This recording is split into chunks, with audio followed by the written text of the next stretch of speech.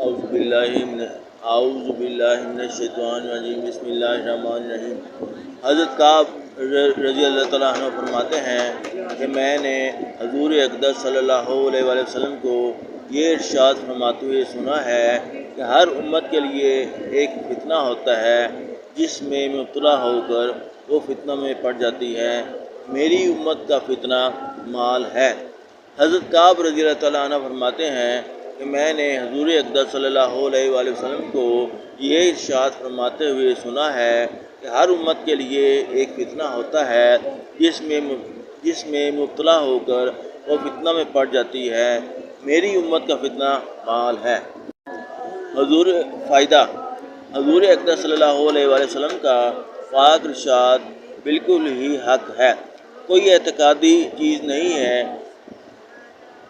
روزمرہ کے مشاہدے کی چیز ہے کہ مال کی کثرت سے جتنی آوارگی، عیاشی، سود خواری، زناکاری، سنما بینی، جواب بازی، ظلم و ستم، لوگوں کو حقیر سمجھنا، اللہ کے دین سے غافل ہونا، عبادات میں تساہل، دین کے کاموں کے لیے وقت نہ ملنا وغیرہ وغیرہ ہوتے ہیں۔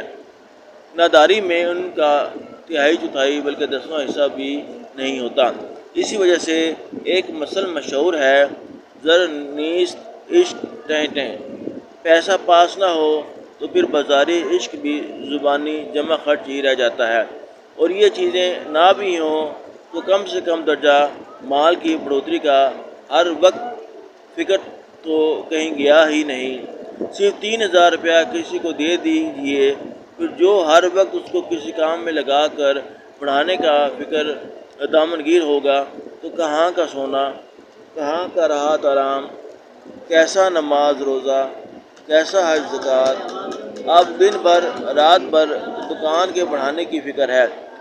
دکان کی مشغولی نہ کسی دینی کام میں شرکت کی اجازت دیتی ہے، نہ دین کے لیے کہیں بیٹھ جانے کا وقت ملتا ہے کہ دکان کا حرج ہو جائے گا۔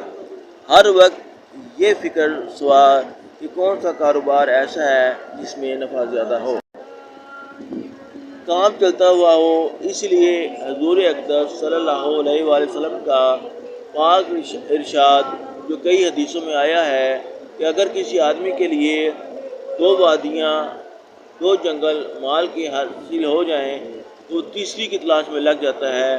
آدمی کا پیٹ قبر کی مٹی ہی بھر سکتی ہے۔